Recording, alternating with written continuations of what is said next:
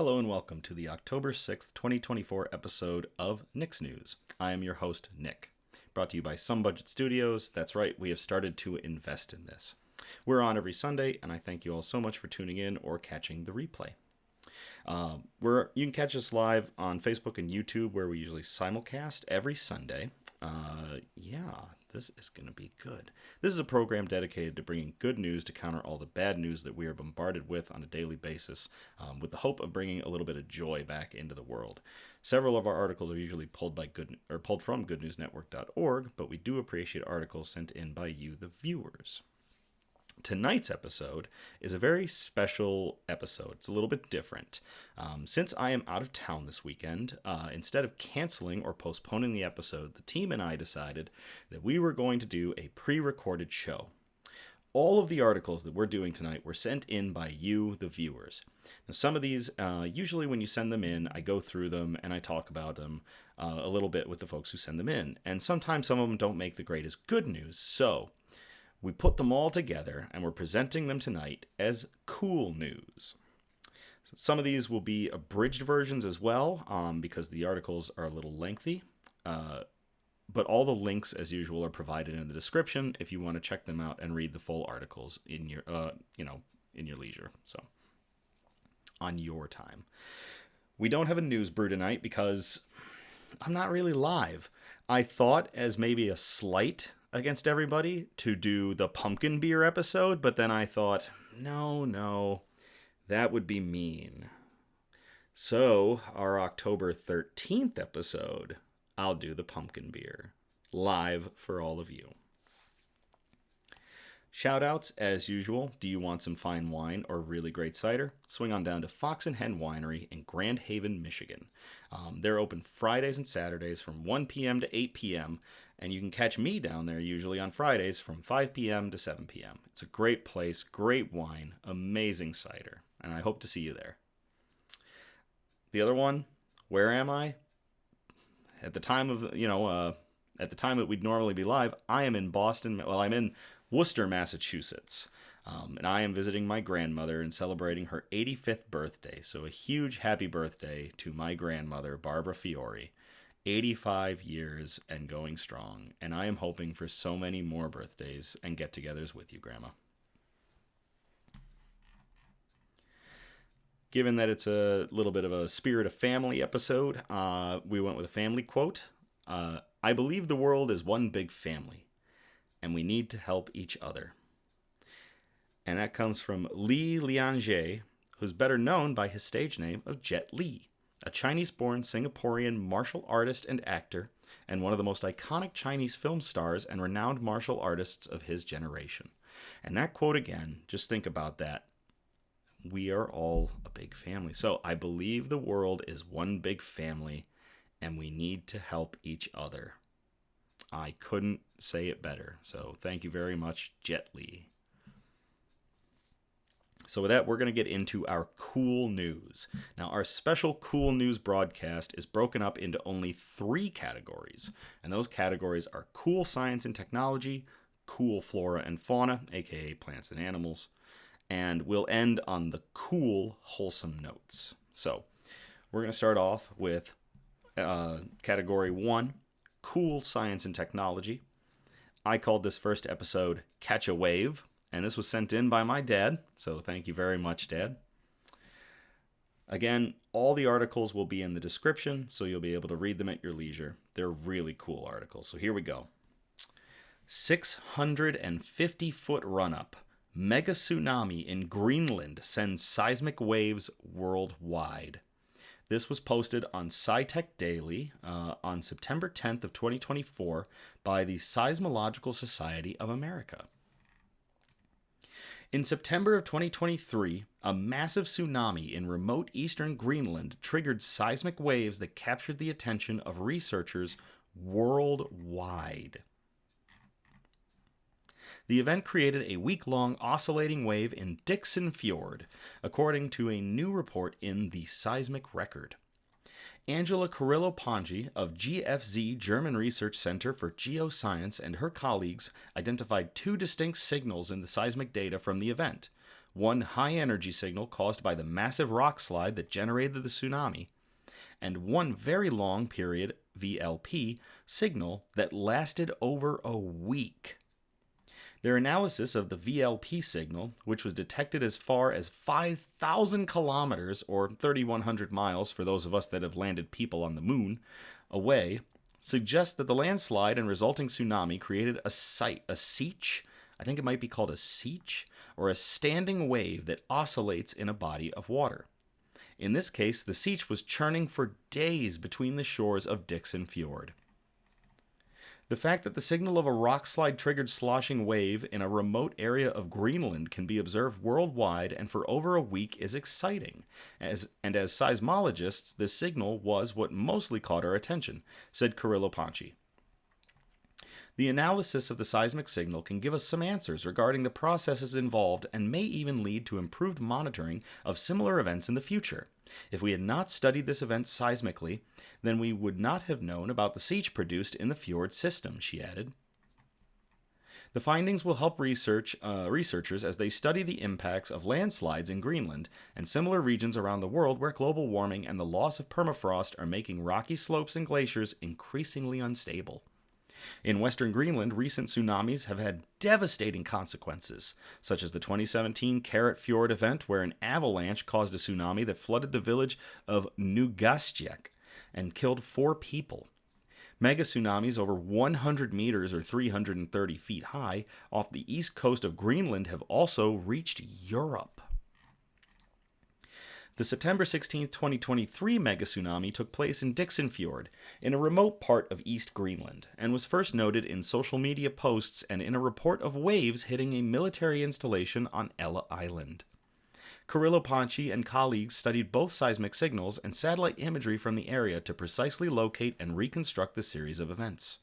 Their analysis of an initial high-energy seismic signal, combined with satellite images of a missing rock patch along a cliff along Dixon Fjord, allowed them to trace the direction of the landslide as it picked up glacier ice and became a mixed rock-ice avalanche before it reached the water.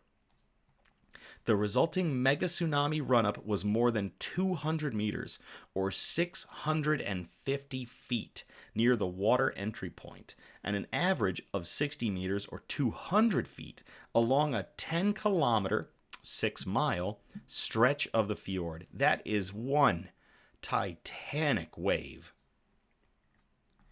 While we were able to obtain information on the direction and magnitude of the force exerted by the landslide, we do not have data to investigate the original cause of the landslide, Carrillo Ponchi said.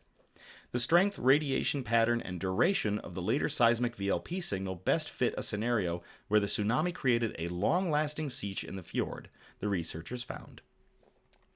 VLP signals have been observed previously in Greenland, but they are usually associated with iceberg collapse due to glacial earthquakes. In our case, we observed a VLP signal too, but the main difference is the long duration, Carrillo Ponchi explained. It is quite impressive to see that we could use good quality data from stations located as far as Germany, Alaska, and North America, and that those records were strong enough for at least 1 week.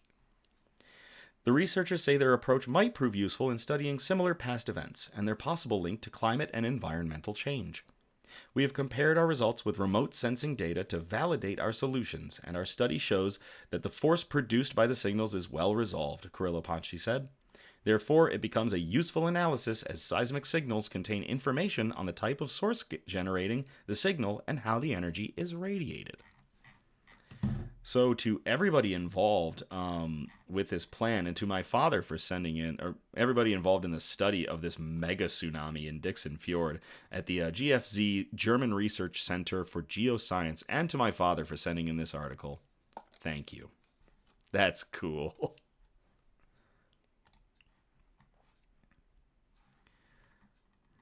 I called this next one Seaweed Side Quest, and this one was sent in by Charlie. Thank you, Charlie. World's first seaweed farm within a wind farm opens this fall. This was posted to, let me close the cookies for this, IFL Science. It was posted on August 22nd of 2024, And it was done by Tom Hale, senior journalist, and edited by Laura Simmons. In a super green offensive against carbon emissions, the world's first commercial seaweed farm inside a wind farm is slated to open off the coast of the Netherlands. The pioneering aquaculture plot will be located within Holland's Kust Zuid, or HKZ. We're going to call it HKZ because my vocal cords can't take that. A set of 139 wind turbines in the North Sea, around 18 kilometers or 11 miles away from The Hague and Zandvoort. Set to start operating this fall, the farm will cover 5 hectares, or 12.4 acres, and is expected to produce at least 6,000 kilograms, or 13,227 pounds of fresh seaweed in the first year. It's the brainchild of North Sea Farmers, a Dutch nonprofit group who set up the project with the help of £1.5 million, or $1.67 million, funding from Amazon's Right Now Climate Fund. The ethos behind the North Sea Farm is brimming with big ideas. Growing seaweed is an easy way to suck up carbon dioxide and remove it from the atmosphere, thereby addressing the problem of climate change. Data from the project will be used by scientists to help further research on carbon reduction through seaweed cultivation. We are excited that North Sea Farm 1 is on the verge of becoming a fully operational seaweed farm. We look forward to gaining more insights into the potential of seaweed to remove carbon dioxide from the atmosphere through the scientific research that North Sea Farmers, Plymouth Marine Laboratory, and their partners will conduct. Roland Donker, country manager of Amazon Netherlands, said in a statement.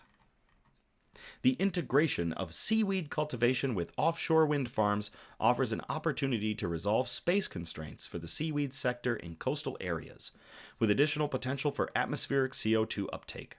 Our aim is to understand how this sector could be used for long-term carbon sequestration, which is still poorly understood, Professor Anna Kiros, marine and climate change ecologist at Plymouth Marine Laboratory and scientific lead, said in another statement.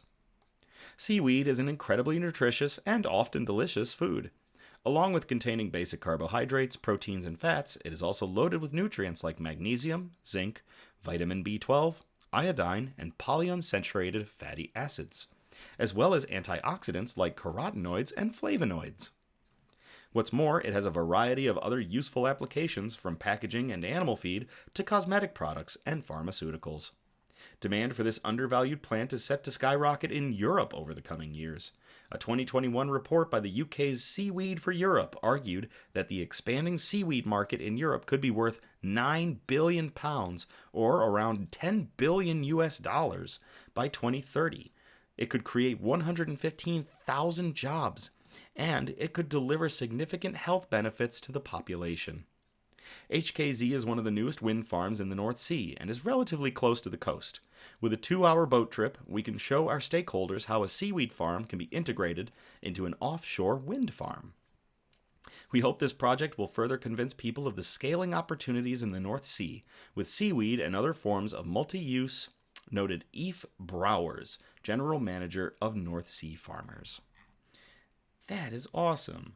So to everybody involved with North Sea Farmers in the HKZ, and definitely to Charlie for sending in that article, that's good.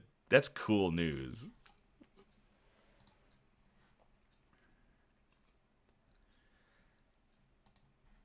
Okay. So next we've got our first cut down article. Our first what did I call it again? Gosh. Abridged article, because the one that was sent in was huge, so we cut it down a little bit. I called this one "The Cone Doesn't Fall Far from the Tree Fire." This one was sent in by Eliza, so thank you very much, Eliza. The real title of it was Students Win Dyson Award for Wildfire-Detecting Pine Cone Device. It was posted on goodgoodgood.co on September 12th of 2024 by Cameron Baker. So again, this is going to be the abridged version. As climate change wages on and wildfires become a greater and more deadly threat, innovation is necessary to save lives and ecosystems. A group of 4 students from the Royal College of Art and Imperial College London were moved by that very threat. They created a device that functions seamlessly within forests to detect wildfires and rapidly alert communities and rescue crews. It's called Piri, a name that stems from Piri-science, a natural phenomenon in which plants adapt to fire, releasing their seeds when exposed to high temperatures. The device was intentionally modeled after serotinous pine cones. Serotinous pine cones. From trees in wildfire-prone areas known for this adaptation. The device, only a bit larger than the palm of one's hand, is made of wax and charcoal. When a wildfire occurs, the heat melts Piri's wax shell and releases a saltwater electrolyte-rich solution. From there, the solution activates the internal electronics of the device, which sets off radio frequencies to nearby communities. A radio signal can be picked up by the communication located tens of kilometers away, or can be picked up by communication, Without needing expensive cameras, sensors, or satellites, Piri uses minimal amounts of metal and prioritizes abundant and non-toxic materials. If the device is never activated, it can simply exist in the natural environment as a harmless and non-obtrusive object. Piri was created by Richard Alexander, Richard Blake Goodwin, Karen Gennady, and Tang Hao Yu, all graduate students in Innovation Design Engineering at Royal College, and has just won the research team the UK National James Dyson Award. Very cool. The award will grant the Piri team £5,000 to advance their work and develop a fully functioning prototype. This also puts the device in the running for a $37,000 grand prize in the international round of the competition, in which they will compete alongside 29 other country-level winners. Those materials are... According to Interesting Engineering, the key materials of Piri have been finalized, and this funding from Dyson will aid in the full development of the device. While each component of the design has been successfully tested individually, the researchers will now integrate them into a final design, followed by controlled testing for real-world applications. Those materials are part of what made Piri such a standout candidate for the Dyson Awards. The design's simplicity, low cost, and zero maintenance make it a turnkey solution for so many large and remote areas that could be rocked by wildfires. In a statement announcing the award, Dyson noted that in 2023, wildfires caused over 300 deaths and cost $50 billion globally in damages. And with recent reports predicting that climate change will make wildfires more frequent and intense, even in the Arctic, innovations like these could be a matter of devastation or survival. Piri is a wonderful example of an innovative design or an innovative idea that solves an increasing global problem. Romiana Dancheva, a senior design engineer at Dyson and a judge for the awards, said, "The team has developed a compelling product with a fascinating take on functionality." There we go. On functionality, technology, shape, and sustainability. Piri has the potential to have a huge positive impact on both people and the environment through the early detection of wildfires. That is really cool. To the group of 4 students from the Royal College of Art and Imperial College London. And those 4 students, again, just to make sure that I am giving them credit, are Richard Alexander, Richard Blake Goodwin, Karen Gennady, and Tang Hao Yu. And definitely to Eliza for sending in that article. That's cool news.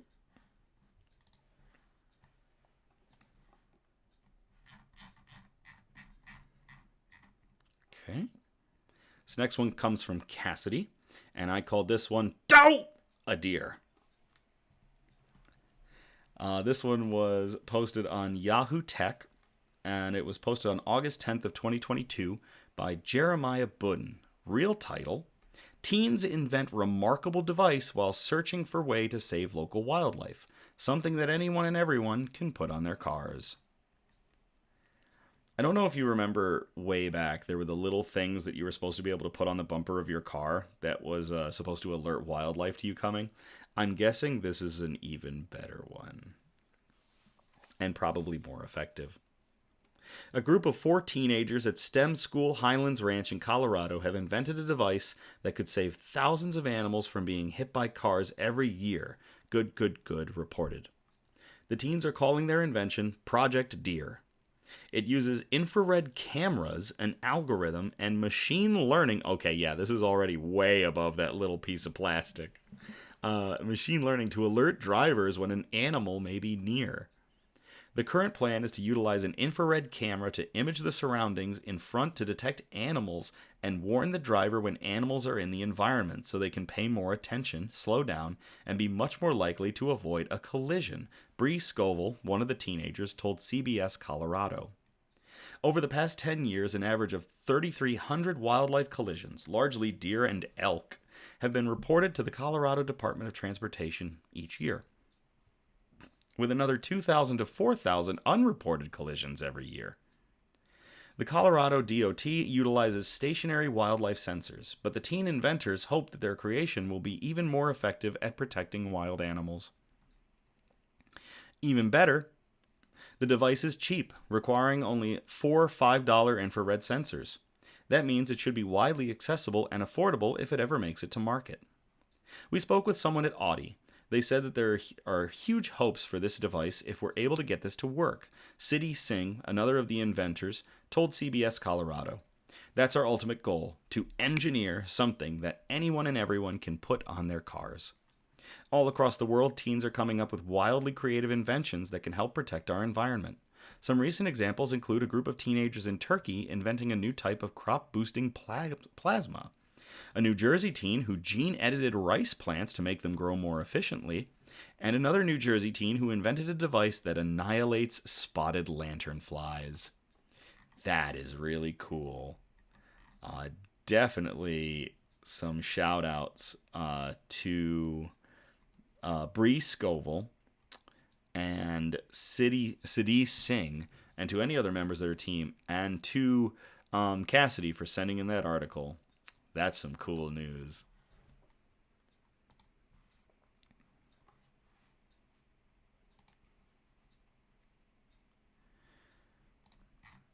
Okay, I called this next one, Call It Heavy Metal. And this is from Eliza. Thank you very much, Eliza, for sending this in. Actual title, Sweet Solution, Harnessing Plant Power to Extract Heavy Metals from Water. This was posted to SciTech Daily on September 11th of 2024 by the American Chemical Society. So this is really cool. I'm going to do some real quick editing of my own write-up in here. Looking at what I wrote and I screwed it up somehow. There we go. All right, let's get into this. Researchers have developed a new polymer from sugar-like structures that efficiently removes heavy metals from water, forming insoluble clumps that can be easily filtered and reused. This breakthrough offers a sustainable approach to water purification, demonstrating significant potential in removing cadmium and lead from contaminated water. Water polluted with heavy metals can pose a threat when consumed by humans and aquatic life. Sugar-derived polymers from plants remove these metals but often require other substances to adjust their stability or solubility in water. Now, researchers in ACS Central Science report a sugar-like polymer that traps heavy metals within insoluble clumps for easy removal. In proof-of-concept tests, the polymer removed ionic cadmium and lead from river water spiked with these persistent contaminants. Some heavy metal ions can be toxic at high levels in drinking water. Case in point, Flint, Michigan. Methods for removing these contaminants, such as filtration, can be energy-intensive and rely on metal-capturing membranes that clog quickly and must be replaced. To improve water purification, researchers have turned to plants. Plants defend their cells with a barrier of polysaccharides, made of macromolecules with repeating sugar units that trap metal ions. For example, in a recent study, researchers used sticky polysaccharide extracts from okra and aloe to remove microplastics from wastewater. And we actually might have covered that article. However, some polysaccharides dissolve in water, requiring additives to form insoluble gels for metal capture and removal. So, Cassandra Coleman and her research team at the University of Texas at Austin set out to design a single material with sugar-like structures and controllable water solubility to remove heavy metals from water. The team constructed several polymers, each having a water-insoluble backbone, with different water-soluble carbohydrates dangling from the repeating units like charms on a bracelet. In initial tests, the carbohydrate charm was that attracted and bound ionic cadmium most efficiently contained a carboxylic acid group. Next, in tests of water spiked with ionic cadmium, the polymer with carboxylic acid formed visible clumps after 3 minutes, and the clumps could be filtered out. The clumps are also redissolved, releasing the cadmium by adjusting the acidity of the water. After 3 cycles of binding, clumping, and redissolving, the polymer maintained the same metal trapping efficiency, demonstrating its potential as a recyclable material. As a proof of concept, the team next tested the carbohydrate-containing polymer on Colorado River water spiked with ionic cadmium and lead. The river sample contained substantially more ionic calcium, sodium, and magnesium than the added metals. Over a 24-hour period, the polymer captured up to 20% and 45% of the added cadmium and lead, respectively, and minimal amounts of the other metal ions. The researchers say their new material is a promising step towards more efficient, reusable, and selective materials for water purification. To everybody involved at this at the University of Texas at Austin, and to Eliza for sending in that article, that's cool news. I just got an update sent to me by producer Donna, because she is live and making sure this episode's going well while we record. We covered the lanternfly article about the student who created the lanternfly killing device. I think I remember it. It was like large tree-looking devices, if I remember right. So that's really cool that we covered that one. Okay, so that gets us out of Category 1. We're going to move on to Category 2 for tonight, which is cool flora and fauna, aka plants and animals. We're going to kick it off with an article that Charlie sent in. I called this one Operation Pollination, but the actual title is Why Are There Sunflower Fields Planted Next to West Michigan Roads? This article was posted on 13 On Your Side News. It was published on August 11th, 2024, with some updates done on August 12th of 2024 by author Lauren Baker. Flowers are blooming along major roads in West Michigan. John Richard with the Michigan Department of Transportation, or MDOT, said since 2022, patches of sunflowers and wild native Michigan flowers have been popping up across West Michigan as part of MDOT's Pollinator Habitat Management Program. This is a huge benefit to everybody. It's pretty, it helps the pollinators, it helps out the farmers, it's good for the ecosystem, said Richard. The program focuses on planting flowers and plants on wide medians on major roads to help protect and increase the number of pollinating animals that help grow our food. It's a safe place for the pollinators to pollinate, so it's away from the road and these wider medians are not right next to traffic, and it's in an area that collects water. So that really helps out just the growth of the vegetation itself, said Richard. So far, MDOT has planted 12 acres of plants in West Michigan. The newest patches of flowers are on US 131 and 89, and on US 131 at the Heart 8 exit, Heart 8 exit in Oceana County. Richard said there are plans to continue the program and plant more flowers. That is really cool. To John Richard and everybody at MDOT that's part of this plan, the MDOT Pollinator Habitat Management Program, and definitely to Charlie for sending in that article. That's cool news.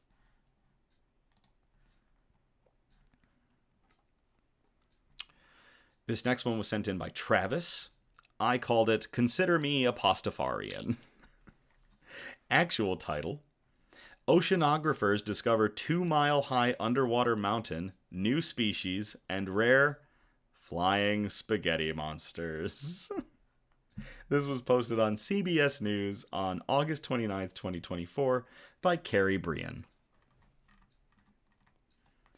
Oceanographers studying an underwater mountain range found a variety of surprises, including being able to capture footage of an incredibly rare squid species and identifying a new species of octopus. During the 28-day expedition, researchers also spotted two Bathyphysa siphonophores, rare deep-sea marine creatures also known as flying spaghetti monsters, because of their long, wavy tendrils. The research project was led by the Schmidt Ocean Institute. The area being studied is in international waters, about 900 miles off the coast of Chile. The mountain range, the Nazca Ridge, is under consideration to be named as a high seas marine protected area, which is meant to allow for the protection of underwater ecosystems. Just 1% of the ocean has this status, according to the High Seas Alliance. While exploring the area with high-resolution mapping technology, researchers found a number of unique features on the mountain. The seamount itself is nearly 2 miles tall, the Schmidt Oceanic Institute said in a news release, meaning it's taller than Mount Olympus, covering an area of about 27 square miles. The mountain supports a thriving deep-sea ecosystem, the institute said.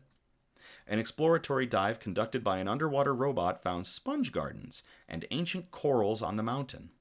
One coral garden found by the team is the size of 3 tennis courts, the institute said, and offers protection to aquatic life including king crabs and rockfish.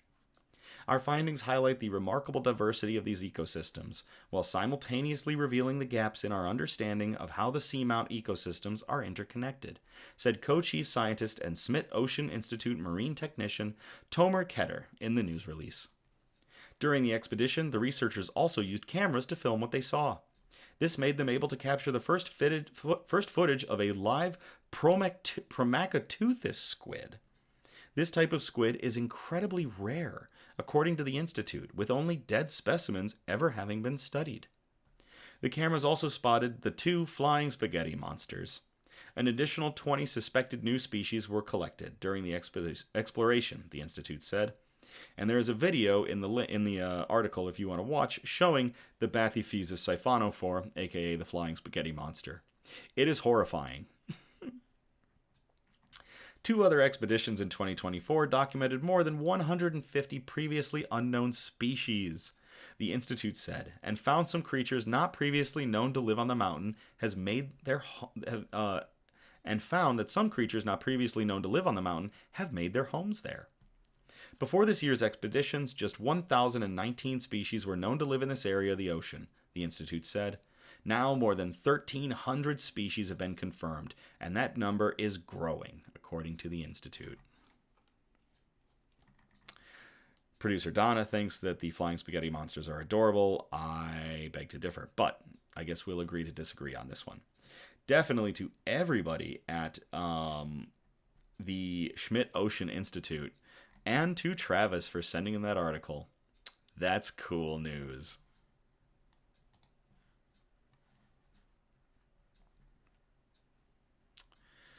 Okay, this next one is going to be our second abridged article, and it is called, or I called it, One Saucy Penguin.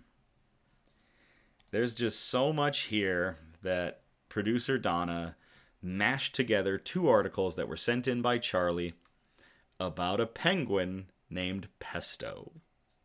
So this is a combination of the first article, which is titled, Why 1.9 Billion People Are Obsessed with Pesto, the Giant King Penguin Chick at a Melbourne aquarium, posted on 9 News on September 18th of 2024 by Madison Leach. And the second article is Why Pesto, a massive penguin chick, is vying to be the internet's favorite big baby, which was posted on USA Today on September 23rd of 2024 by Mary Walrath Holridge. So again, this is an abridged version because there's just so much info about this penguin. Thank you, Charlie, so much for your obsession with Pesto. Both articles, both links to the articles are in the description. An extra-large and in-charge penguin chick has taken the internet by storm, securing a level of social media stardom many of us could only dream of. And his name is Pesto. This chick has become so popular on TikTok that if you type pesto into the app's search bar, the first result is Pesto-the-penguin rather than anything to do with the sauce. My Italianness is crying. When Pesto last stepped on the scale just 2 weeks ago, he weighed in at 21 kilograms, or about 46.3 pounds. He's the weight of a small child. At just 9 months old, making him the biggest penguin chick Sea Life Melbourne Aquarium in Melbourne, Australia has ever seen. Why is Pesto so big? Well, for starters, he's able to maintain his impressive girth with a diet of 25 fish a day, according to the aquarium, along with some luck in the nature and nurture categories. Pesto is the biological child of Sea Life's biggest and oldest penguin, Blake, giving him an edge in the genetics department. He is also being raised by Hudson and Tango, a doting pair dedicated to caring for this giant chick. The big guy well outweighs his foster parents, who averaged around 11 kilograms or 24 pounds, and eats about double what an adult king penguin does in a day. This thing's going to be enormous. This is going to look like one of the penguins from the second Batman film. Is it Batman Returns? The second one that was done by Tim Burton with Danny DeVito as the penguin. Like, seriously, this thing is going to be gigantic when it's fully grown. Pesto is also a little extra special in that his January hatching made him the only king penguin born at the aquarium this year. Pesto, who is still growing, is much larger than the average adult for now, but it probably won't stay that way forever. In a few months, Pesto will enter his fledgling period, the state during which he begins to mature and will start losing the cute fuzzy brown set of feathers. From there, he will begin growing the much sleeker black and white feathers of his adult counterparts, and will also slim down a bit. It's safe to say the internet is obsessed with Pesto and his impressive size. A gender reveal post a few weeks ago helped boost Pesto's fame, as the staff at Sea Life threw a party after blood tests finally confirmed he was a male. Naturally, posts about Pesto on the aquarium's socials racks up thousands of views and comments, many of which implore the staff to keep sharing the penguin with the world. Videos about Pesto easily amass millions of views and thousands of adoring comments. While Pesto is expected to slim down in the coming weeks, that doesn't mean his 15 minutes of fame will come to an end.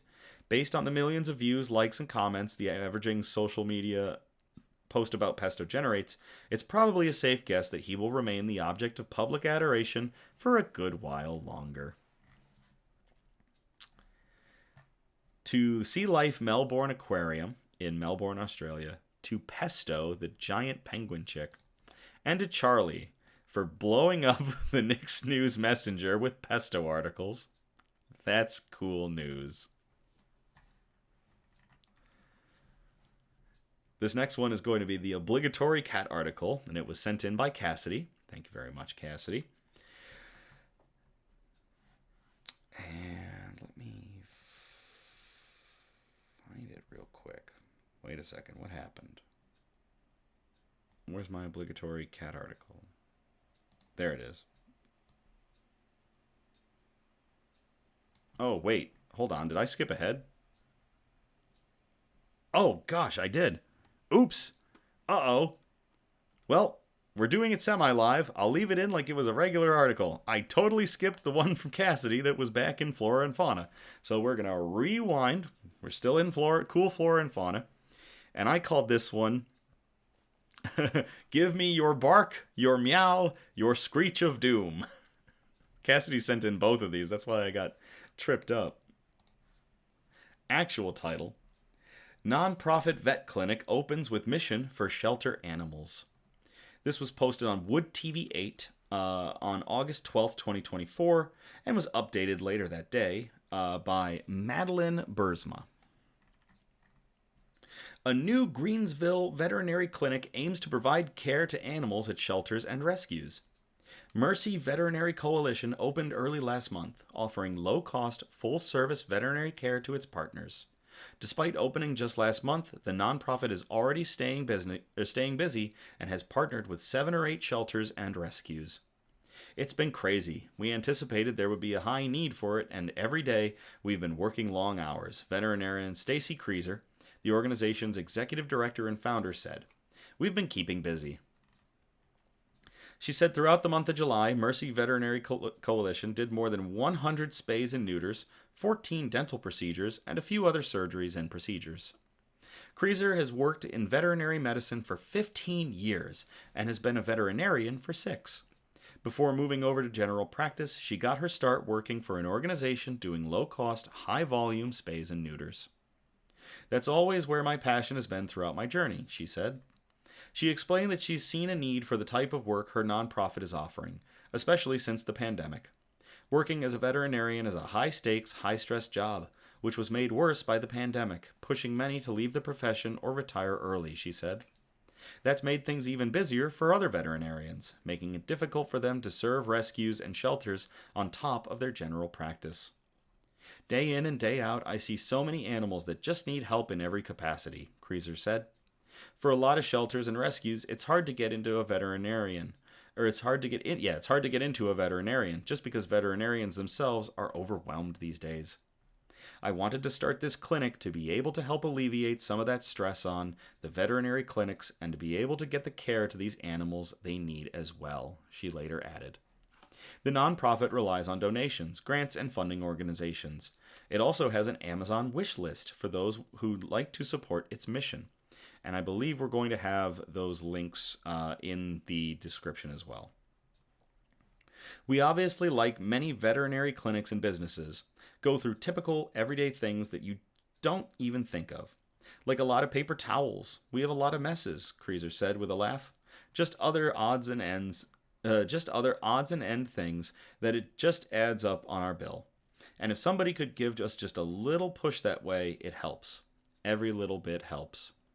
Right now, she's the clinic's only veterinarian, and she's serving as a volunteer alongside 4 paid employees. She said the goal is to get the clinic to a point financially where she can work there full time, and she'd also like to add another veterinarian. I would love to make this bigger and greater and just expand, she said.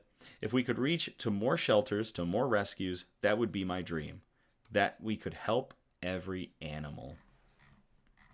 That is really cool. To veterinarian Stacy Kreeser, to everybody that's working at Mercy Veterinary Coalition, and to Cassidy for sending in that article. That's cool news.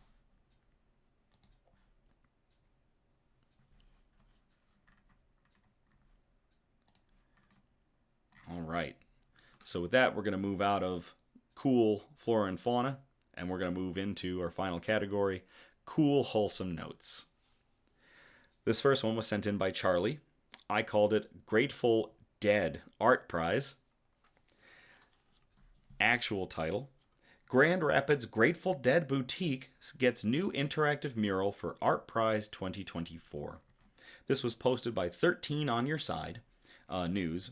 It was posted on September 12th of 2024, edited on September 23rd of 2024, and the author was Mary Dupuis. A Grateful Dead boutique in Grand Rapids called Shakedown Street has a brand new interactive mural on it for Art Prize 2024.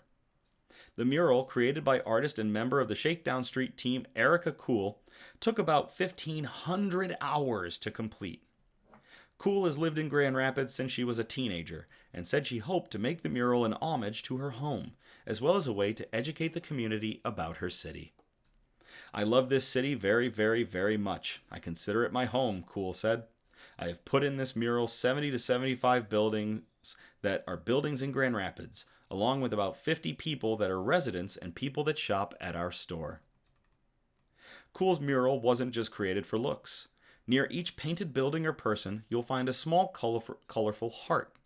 Underneath that heart, Cool found a way to embed a near-field communication, or an NFC tag.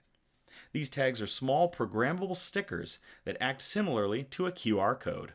However, while a QR code functions like a two-dimensional barcode, NFC tags use radio frequency technology to send data to your phone. To activate the NFC tag, open your phone to its home screen. Then place your phone parallel to the wall, lining up the camera with the heart. Don't open your phone's camera.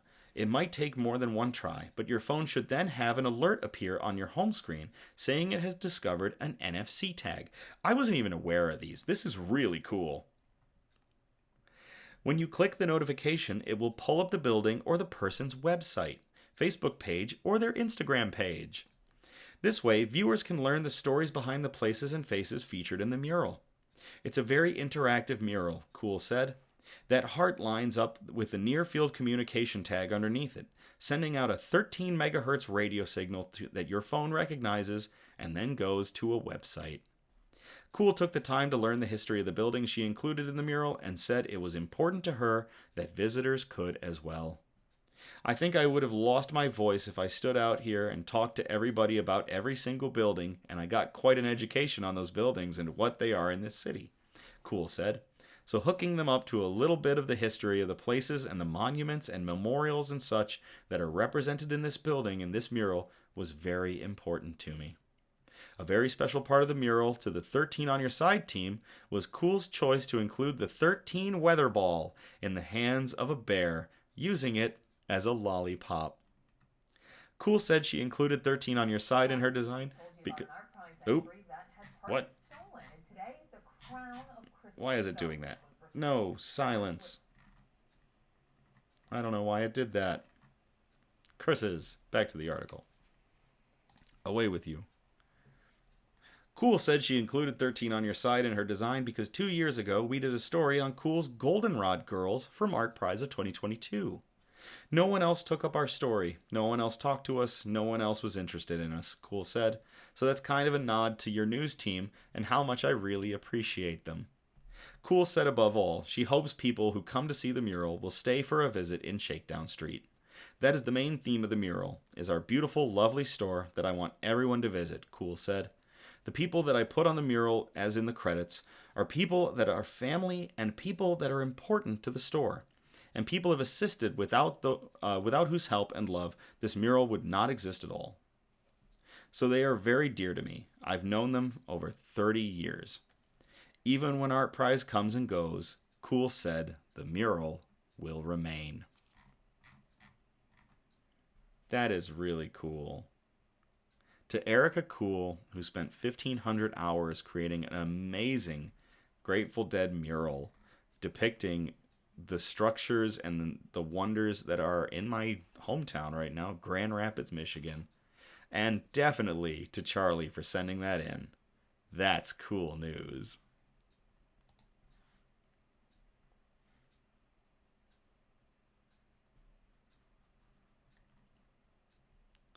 Okay, now we're going to get to the obligatory cat article that was sent in by Cassidy. Actual title: Office has cat library. Employees can check out cats to take to their desk. This was posted on We Love Cats and Kittens. It was posted in the Cat News on July 4th of 2024 by author Jan Travell. A county government office in the southwest U.S. have built a cat condo in their office and are allowing employees to take a cat or kitten back to their desk for an hour a day. The cats are housed in the lobby of this 2-story office, and as so many people visit this government building on a daily basis, it gives them a greater chance of being adopted. After all, who can resist a fluffy kitten? The office has 800 employees, and each is allowed to take a cat back to their desk for an hour a day so that the cats get used to human interaction. It has also increased employee satisfaction, and since the initiative started a year ago, more than 100 cats have been adopted. Reddit user Lucy Lou, aka Tiffany Tillinson, who works in the office, speaks of how her son fell in love with one of the kittens on a Bring Your Child to Work day, and so she adopted one herself. Tiffany says the county worked with the work with the local animal shelter. And because we get so much of the public coming through our lobby every day, they put a very large enclosed cat condo, and some of the shelter kitties come here, so they have a higher chance of being adopted. Meanwhile, the employees get to enjoy them, and it gives the cats a chance to be socialized before they are adopted, she added. The kittens have a reputation for meowing at people as they pass by, and most people cannot resist stopping to say hello. It's very inspiring to see that a government office would come up with a great idea that gives these cats more of a chance of being adopted. Do you think I could get a job there? Asked the author of the article. I would really love to work there too. That's really cool. To everybody at the county government office in this, it doesn't really say where it is, but to everybody at this office with a great idea, and to Cassidy for sending in that article, that's cool news.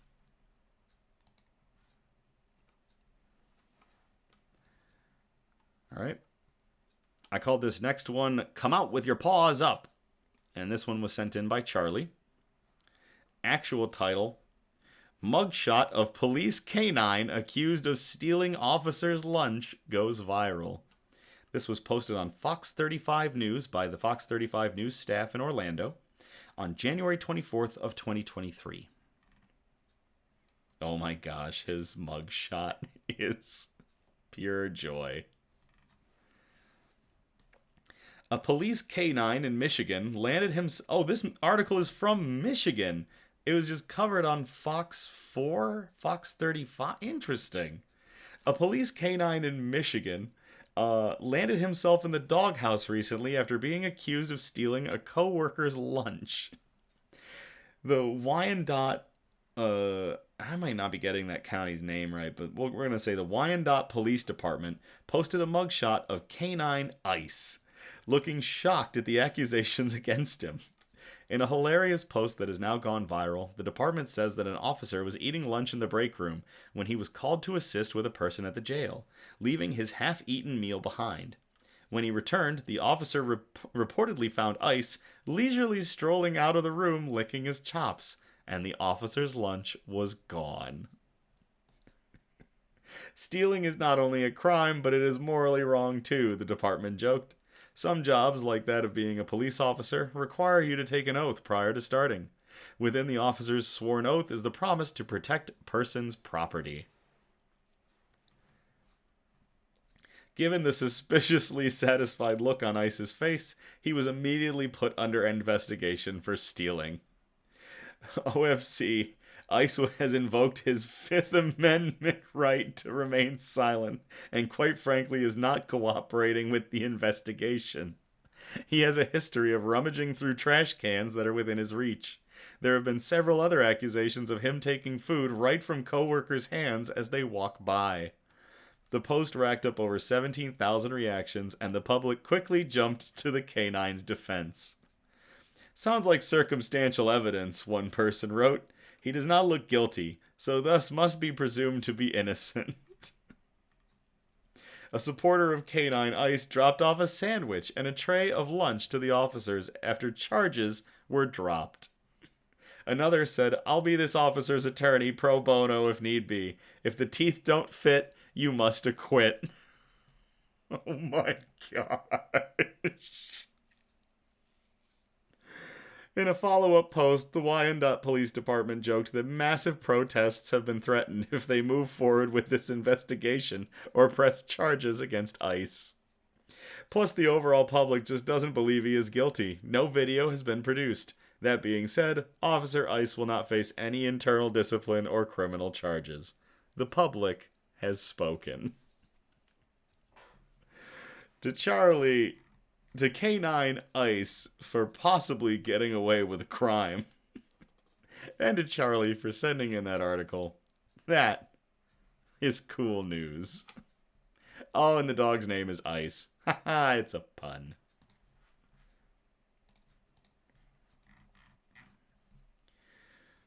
Alright, our final article of this episode was sent in by Eliza. I called it Na na na na na na na na bat dog. I had to get it going. This is going to be an abridged version of the article because the initial submission was lacking some key facts about our good boy, who's the focus of the article, and his owner. Producer Donna went to great lengths searching and putting together what would be a much more complete article from what was provided and what she was able to find. So many thanks to her. The title of this article as it was presented is Man Coaching Rookie Bat Retrieving Labrador Through Baseball Game is So Wholesome. It was posted on Parade Pets on September 10th of 2024 by Nicole Pomerico. Earlier this week, the Greensboro-Grasshoppers shared sweet footage of their rookie bat dog, a black Labrador who is, appropriately enough, named Willie Mae Mays. That's awesome. Hard at work with the human who's teaching her the ins and outs of her gig. The dog is female. I apologize for what I said earlier. I forgot the dog is female. Since he was mic'd up while on the field with Willie Mae at her 6th game in this video, and there is a video included in the article, we get to hear the adorable way that Willie Mae was coached through the experience while also being taught how to stay calm and sharing stories about dogs that came before her. The human in question is the Greensboro Grasshoppers general manager, Donald Moore. He sits with the bat dog behind a plexiglass screen, safety first, until it's time for her to run out and grab the bat, which she did flawlessly. She was born for this. While they were hanging out during the game, he even shared a story about Jackie, who is Willie Mae's sister and had to be named the office manager instead because she had zero interest in fetching bats or balls. According to Spectrum News 1, Willie Mae is the latest addition in a long line of bat dogs who have come before her, who include Miss Babe Ruth, Master Yogi Berra, and Miss Lulu Gehrig. The team took a break from the tradition during the height of the COVID pandemic, but in 2022, General Manager Donald Moore told the outlet they were glad to bring it back. There's been a team or two out there in America over the years that had a dog, but I don't know if any of them have had dogs that do as much as our dogs do. He said, "It's family entertainment. A lot of families have dogs, and it seemed like it'd be a good marriage, and people love it." Of course, because why wouldn't people love to see a bat dog at a baseball game? More teams need to adopt this tradition, but in the meantime, it looks like Willie Mae is killing it. To Willie Mae the bat dog, and Donald Moore, the general manager of the Grasshoppers, and to Eliza for sending in that article. That is good news, or that's cool news. There is also an Instagram that will be in the description. So that's about it. 13 cool articles from all of you, the viewers, that you've sent in. And I am very happy to present them here on this, the first pre-recorded episode that we've done of Nick's News. Thank you all again for catching this pre-recorded episode on the Nick's News Facebook page or on the YouTube page. We are usually live every other Sunday, and I promise you our next episode is going to be on October 13th, 2024, and it will be the dreaded pumpkin beer episode. I encourage participation, so if you feel inclined, please post suggestions for news brews, for shout-outs, for news quotes, and of course, good news articles that you find that we can present on future episodes. If possible, I appreciate a variety of articles spread out across our usually 4 categories, and those categories are science and technology, health and medicine, flora and fauna, aka plants and animals, and the wholesome notes, those really good ones that we like to end on. You can either message us on Facebook, on our messenger for it, or you can email us at somebudgetstudios@gmail.com. Feel free to like, subscribe, comment on Facebook and YouTube. We're trying to figure out how to get good news and joy out into the algorithm. I'm never going to tell you to do anything, but I will politely ask, if you enjoyed this, please like, subscribe, and comment at your leisure. As always, thank you again. I love you all. Can't wait to come home. But to all of you, have a great night, and I will play us out.